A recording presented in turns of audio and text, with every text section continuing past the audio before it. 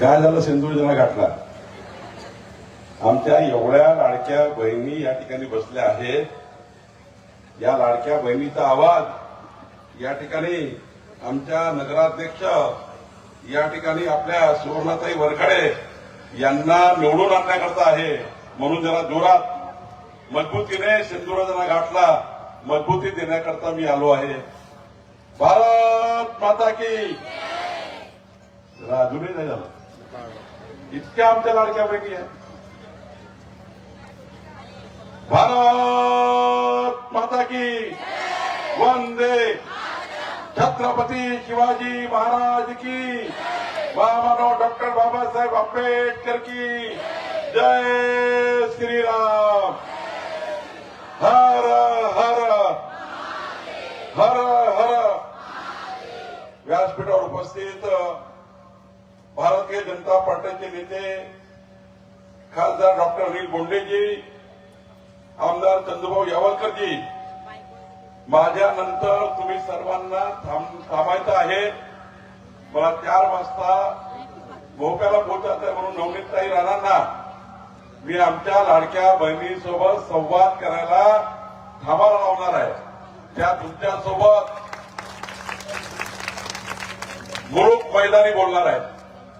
त्यामुळं या ठिकाणी उपस्थित नवनीत राणाजी, राजेश वानखेडेजी, रविराज देशमुखजी, मनोहरजी आंडे, या ठिकाणी आपले उमेदवार सुवर्णाताई वरखडे, ईश्वरजी सलामे, आपले वरुडचे उमेदवार, उपस्थित आमच्या बंधू आणि भगिनी.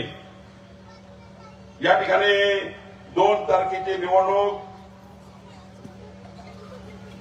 आपल्या सिंधुदुर्ग घाटमध्ये आपल्या सर्व मोर्शीच्या, वरुडच्या, सिंधुदुर्ग घाटच्या जनतेच्या विकासाची आहे. बंधू भगिनींनो, माझ्या लाडक्या बहिणींनो, ही निवडणूक आमच्या वरखडे ताईच्या नशिबाची नाही आहे. ही निवडणूक चंदू यावलकरच्या नशिबाची नाही आहे. ही निवडणूक नवनीत राणाजी, डॉक्टर बोंडेच्या नशिबाची नाही आहे. बसा तुम्ही, बसून द्या, बसून द्या. ही निवडणूक आमच्या सुवर्णाताईच्या नशिबाची नाही आहे. ही निवडणूक माननीय पंतप्रधान नरेंद्र मोदीजी केंद्र सरकारच्या 55 योजना सिंधुदुर्ग घाटमध्ये आणणारी निवडणूक आहे. बंधू भगिनींनो, आपली ही निवडणूक माननीय देवेंद्रजी फडणवीस साहेबांच्या, आपले मुख्यमंत्री देवेंद्र फडणवीसजी यांनी सिंधुदुर्ग घाटमध्ये राज्य सरकारच्या 48 योजना या सिंधुदुर्ग घाटमध्ये आणण्याची निवडणूक आहे. बंधू भगिनींनो, 2 तारखेची निवडणूक ही चंद्रशेखर बावनकुळे पालकमंत्री म्हणून 750 कोटी रुपयाचे अधिकार माननीय मुख्यमंत्री देवेंद्र फडणवीसजींनी मला या जिल्ह्याच्या विकासाकरता दिले आहे. ते सिंधुदुर्ग घाटमध्ये आणण्याकरता 2 तारखेची निवडणूक आहे. 2 तारखेची निवडणूक ही माननीय चंदू यावलकरजी यांनी मंत्रालयातून आणलेल्या योजनांची आहे. 2 तारखेची निवडणूक माननीय खासदार अनिल बोंडेंनी केंद्रावर आणलेली योजना आहे. 2 तारखेची निवडणूक ही या सिंधुदुर्ग घाटला विकसित सिंधुदुर्ग घाट करण्याची आहे.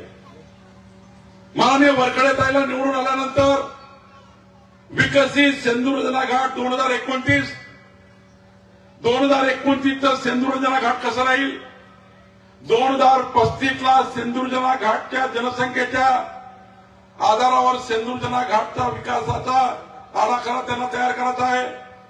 आणि 2047चा सिंधुदुर्ग घाट. आमचे लहान लहान बाळा जेव्हा 18 वर्षाचे होतील तेव्हा 2047 मध्ये 23 वर्षानंतर या सिंधुदुर्ग घाटमध्ये काय काय सुविधा उपलब्ध करायच्या आहेत.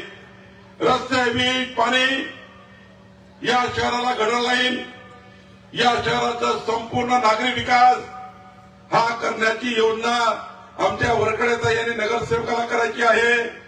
वरखडेताई निवडून आल्याबरोबर पहिल्या सभेमध्ये माननीय मुख्यमंत्री देवेंद्र फडणवीसजींच्या नेतृत्वामध्ये विकसित महाराष्ट्रासोबत विकसित सिंधुदुर्ग घाटचा विकास आराखडा आपल्या नगराध्यक्ष आणि नगरसेवकाला तयार करायचा आहे आणि माननीय आपल्या वरखडेताई आणि सर्व नगरसेवकांनी हा आराखडा मंजूर केल्यावर यावलकरची सही होणार आहे, माजी पालकमंत्री म्हणून सही होतील आणि माननीय मुख्यमंत्री हा आराखडा मंजूर करेल आणि सिंधुदुर्ग घाटमध्ये जेवढा काही विकास कामं आहे या विकास कामाला माननीय पंतप्रधान मोदीचं सरकार, देवेंद्रजींचं सरकार, डबल इंजिन सरकार, या महाराष्ट्राचं सरकार पालकमंत्री म्हणून या ठिकाणी आपल्या सिंधुदुर्ग घाटला मजबूतीने विकासाचा संकल्प आपल्याला करायचा आहे. बंधू भगिनींनो, आपण यावलकरजीला मत दिलं तेव्हा आम्ही सांगितलं होतं, संकल्प केला होता, जर आमचं सरकार आलं तर आम्ही लाडक्या बहिणींना 2.5 कोटी लाडक्या बहिणींना 5 वर्ष लाडक्या बहिणीची योजना चालू ठेवू. आज मला या गोष्टीचा अभिमान आहे. मध्य प्रदेशमध्ये 25 वर्ष भाजपचं सरकार आहे, योजना चालू आहे. छत्तीसगडमध्ये 20 वर्ष भाजपचं सरकार आहे, योजना चालू आहे. आणि महाराष्ट्रामध्ये देवेंद्र फडणवीसजींनी निर्णय घेतला आहे की जोपर्यंत भाजपाचं सरकार महाराष्ट्रात आहे तोपर्यंत लाडक्या बहिणीची योजना चालू राहील आणि या योजनेला अधिक मजबूत करण्याचं काम, या योजनेला अधिक मजबूत करण्याचं काम आम्ही करतो आहे. कालच मी अमरावती करता एक योजना तयार केली. 10 महिलांच्या बचत गटांना 1 लाख रुपये फिरतं अनुदान देण्याचा आम्ही निर्णय केला. 10 महिलांना 1 लाख रुपये. बंधू भगिनींनो, या सिंधुदुर्ग घाट अमरावती जिल्ह्याला 500 महिला बचत गटांना 1 लाख रुपये देण्याचा निर्णय. हे कर्ज नाहीये. महिला बचत गटाच्या योजनेला या ठिकाणी अनुदान आम्ही देतो आहे. या वर्षी 500 महिला बचत गटांना आमच्या वरखडेताई निवडून आल्यानंतर सिंधुदुर्ग घाटचे जेवढे महिला बचत गट आहे त्यांनी मला यादी दिली. उमेश यावलकर, तुम्ही यादी घ्या आणि माझ्याकडे आणून द्या. या बचत गटांना 1 लाख रुपये फिरतं भांडवल देण्याची जबाबदारी चंद्रशेखर बावनकुळेची आहे, माझी आहे. आमच्या लाडक्या बहिणीची योजना मजबूतीने आम्ही समोर नेणार आहोत. आमच्या लाडक्या बहिणींना रोजगार उपलब्ध झाला पाहिजे. या ठिकाणी त्यांना केवळ लाडक्या बहिणीची योजना नाही तर केंद्र सरकार, राज्य सरकारच्या महिलांच्या बेरोजगाराच्या योजना या ठिकाणी सिंधुदुर्ग घाटमध्ये आल्या पाहिजे. याकरता आपल्याला काम करायचं आहे. बंधू भगिनींनो, आमच्या सरकारने संकल्प केला होता की या महाराष्ट्रातल्या 45 लाख शेतकरी, सिंधुदुर्ग घाटचे शेतकरी आम्ही कबूल केलं होतं. जेव्हा यावलकरला मत मागितलं की या महाराष्ट्रातल्या 45 लाख शेतकऱ्यांना जे शेतीमध्ये तुमच्या पंपाचं विजेचं बिल 27,000 कोटी रुपये आहे, 27,000 कोटी रुपये शेतकऱ्यांनी मागच्या 10 वर्षात भरले नाही. पण आम्ही कबूल केलं होतं की यावलकरच्या कमळाला मतदान द्या, आम्ही तुमचं इलेक्ट्रिक बिल माफ करू. आज मला या गोष्टीचा अभिमान आहे की देवेंद्र फडणवीस सरकारने, आपल्या सरकारने शेतकऱ्याचे 27,000 कोटी रुपये माफ केले आणि एक कमळाचं मत 27,000 कोटी माफ झाले आणि पुढचे 5 वर्ष शेतकऱ्याकडून 1 रुपयाचं विजेचं बिल आम्ही शेतकऱ्याच्या पंपाचं घेणार नाही. मोफत 5 वर्ष विजेचं बिल आम्ही त्या ठिकाणी वीज बिल देण्याचा निर्णय आम्ही केला. बंधू भगिनींनो, आता तर आमच्या सिंधुदुर्ग घाटमध्ये आम्ही सूर्यघर आणतो आहे. सूर्यघर 40,000चं होणार आहे. माझी वरखडेताईला विनंती आहे, तुम्ही निवडून आल्यानंतर या सिंधुदुर्ग घाटमध्ये 100 युनिट वीज वापरणारा मध्यमवर्गीय, आर्थिक दुर्बल याची यादी तयार करा. ही यादी तयार केल्यानंतर माननीय उमेश यावलकर सही करतील, डॉक्टर बोंडे सही करतील, पालकमंत्री म्हणून मंजुरी देईल. 40,000चं सूर्यघर लावल्यानंतर त्या घरावर सूर्यघर लागल्यानंतर 15 वर्ष विजेचं बिल येणार नाही, 15 वर्ष विजेचं बिल येणार नाही, अशी योजना मी या ठिकाणी करतो आहे. आणि माननीय देवेंद्र फडणवीसजींनी निर्णय घेतला आहे, सिंधुदुर्ग घाटमध्ये आज जे वीज येतं ती 8 रुपये युनिट आहे. गरीब माणसाला वीज बिल भरणं परवडत नाही. या ठिकाणी प्रत्येक वर्षी कोळशावरची वीज जी आहे, जी माझ्या गावात तयार होते, कुऱ्हाडीत तयार होते, खापरखेडामध्ये तयार होते, आमच्या गावात वीज पिकतं. ती सिंधुदुर्गामध्ये येतं. त्या विजेचा कोळशावरच्या विजेचा रेट 8 रुपये आहे. प्रत्येक वर्षी 80 पैसे वाढणार आहे. 2029 मध्ये 12 रुपयाचा रेटची वीज ही सिंधुदुर्ग घाटमध्ये येईल. पण माननीय देवेंद्रजींनी सांगितलं 12 रुपये विजेचा रेट हे सिंधुदुर्ग घाट भरू शकणार नाही. म्हणून आपल्या सरकारने मुख्यमंत्री सौर वाहिनी योजना तयार केली आणि मुख्यमंत्री सौर वाहिनी योजनेतनं सूर्यावरनं वीज तयार करायची, 2 रुपये 80 पैशामध्ये वीज तयार करायची. आणि 2029 मध्ये जेव्हा मी सिंधुदुर्ग घाटमध्ये येऊ, यावरकरजी पुन्हा विधानसभेचं मत मागायला, तेव्हा 12 रुपये रेटची वीज नाही तर सिंधुदुर्ग घाटमध्ये 6 रुपयाची वीज आम्ही देऊ. 50% रेट विजेचा कमी करून देऊ. हा निर्णय आपल्या सरकारने घेतला. बंधू भगिनींनो, आपल्या सरकारने घेतला. आज आपण ठरवलं आहे सिंधुदुर्ग घाटमध्ये खऱ्या अर्थाने गाडी, घोडा, बंगला, मर्सडी कार आहे त्यांचं आम्ही कर्ज माफ करणार नाही आहेत. फार्म हाऊस आहे कर्ज माफ होणार नाही. मर्सडी कारनं फिरतात त्यांचं कर्ज माफ होणार नाही.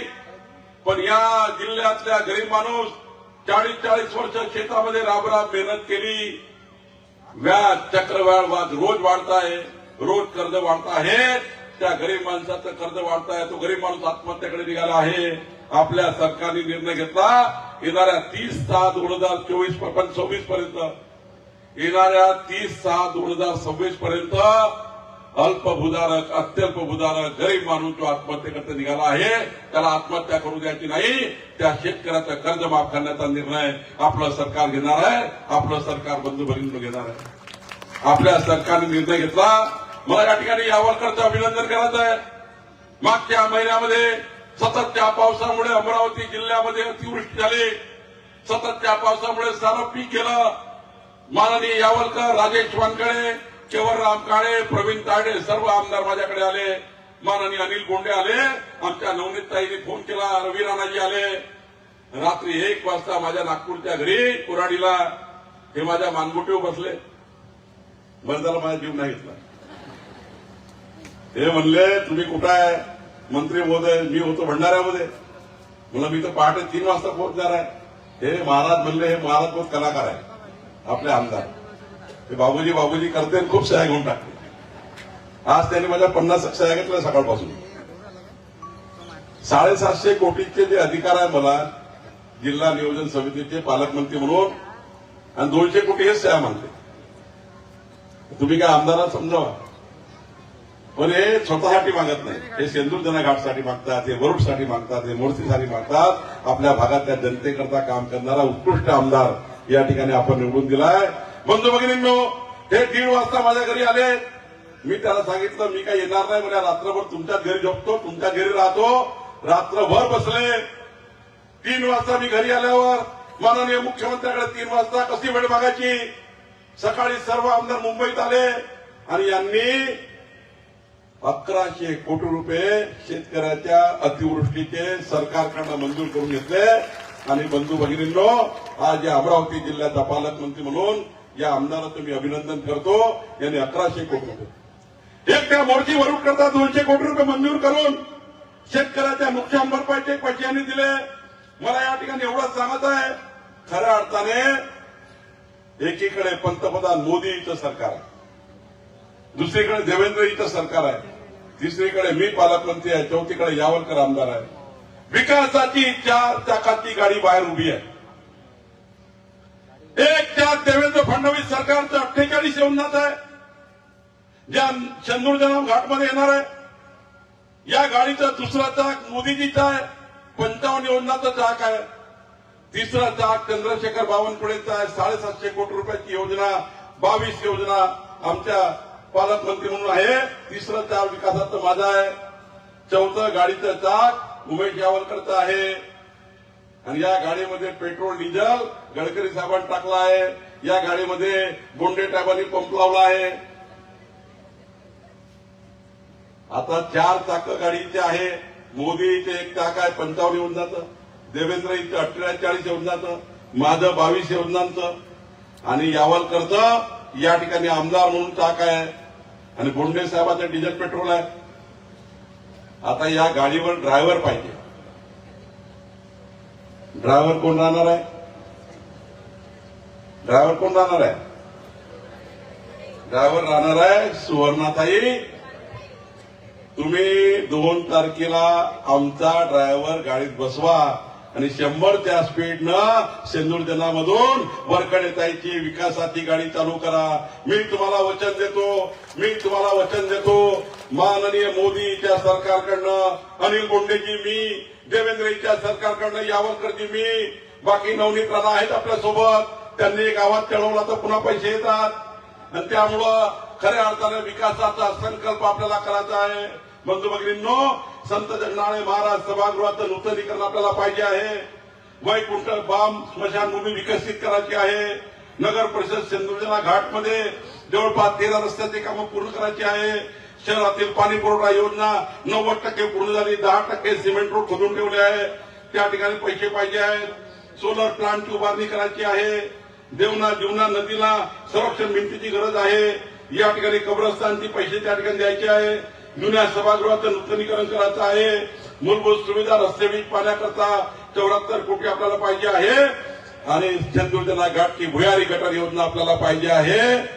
बंधू भगिनींनो, या विकासाकरता एकच आहे, जोपर्यंत वरकडेताईचं कमळ हे त्या ठिकाणी येत नाही. एकीकडे वरकडेताई कधी रात्री बेरात्री अपरात्री या ठिकाणी आपला नगराध्यक्ष म्हणून यावलकरची सही घेऊ शकतात, माझी सही घेऊ शकतात, मुख्यमंत्र्यांची सही घेऊ शकतात.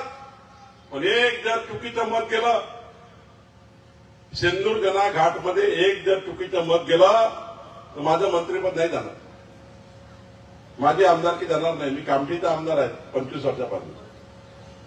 यावलकरचा आमदार जाणार नाही, ते 29 पर्यंत आहे. बोंडे साहेबांची खासदारकी जाणार नाही. एक चुकीचं मत या सेंदूरजना घाटमध्ये 124 योजना बंद केल्याशिवाय राहणार नाही. हे जर चुकीचा नगराध्यक्ष बसला, मी पैसा पाठवला, यावलकरनी पैसा पाठवला, तर हा चुकीचा नगराध्यक्ष निवडून आला आणि तो आपल्या विचाराचा नाही आहे. आपल्याला त्या ठिकाणी सांगलेला ऐकणारा नसेल तर तो वड्याचं तेल वांग्यावर टाकेल, वांग्याचं तेल वड्यावर टाकेल आणि सेंदूरजना घाटचा सत्यानाश केल्याशिवाय राहणार नाही. आणि वरकडेताई निवडून आल्या तर मोदीजींच्या, देवेंद्रजींच्या, आमच्या योजना तुमच्या घरापर्यंत पोहोचल्याशिवाय राहणार नाही. बंधू भगिनींनो, मला हे सांगा आमच्या बहिणींनो, दीपावलीच्या लक्ष्मी पूजनामध्ये महालक्ष्मीची कशावरती? आमच्या लाडक्या बहिणी सांगा बरं कशावरती? दीपावलीची महालक्ष्मी कशावरती? मग विकासाची महालक्ष्मी या ठिकाणी आमच्या वरकडेताईच्या माध्यमातून कमळावरच येणार आहे. आणि म्हणून आपण सर्वांना माझी विनंती आहे, आमच्या वरकडेताईंना प्रचंड बहुमताने विजयी करा. मी या भागाचा पालकमंत्री म्हणून आपल्याला सांगतो, देवेंद्रजी, मी, नितीन गडकरीजी, बोंडेजी, आम्ही सर्व वरकडेताईचे जमानतदार आहोत. आमच्या वरकडेताई या ठिकाणी प्रचंड बहुमताने, एक या ठिकाणी आमची युवा कार्यकर्ती आहे, तिला प्रचंड बहुमताने विजयी करा. मी या ठिकाणी तुम्हाला एवढं सांगेल, या वरकडेताई निवडून आल्यावर पहिला दौरा सेंदूरजना घाटचा मी करेल आणि जेवढे कामं तुम्ही सांगाल तेवढे मंजूर करून दिल्याशिवाय राहणार नाही, एवढं वचन मी आपल्याला देतो. आणि बंधू भगिनींनो, आपण सर्वांनी कमळ चिन्हावर प्रचंड बहुमताने विजयी करा, एवढीच विनंती आम्ही आपल्याला करतो. मताचं विभाजन करू नका. काही लोक वरकडेताईचं मत खाण्याकरता उभे आहे. तुम्ही कमळाला सोडून मतदान केलं तर कमळ पडेल आणि कमळ पडलं तर विकास त्या ठिकाणी थांबेल. आणि म्हणून माझी विनंती आहे, इकडं तिकडं पाहायचे नाही. वर कमळ, खाली कमळ, वर कमळ, खाली कमळ, कमळ कमळ करत करत या विकासाचा मार्ग सुरू ठेवा, एवढीच विनंती मी आपल्याला करतो. आणि या ठिकाणी नवनीत नाराजीला विनंती करतो की त्यांनी आपल्या सर्वांसमोर येऊन माननीय वरकडेताईला ऊर्जा द्यावी, आपल्या सर्वांशी संवाद करावा. खूप खूप धन्यवाद.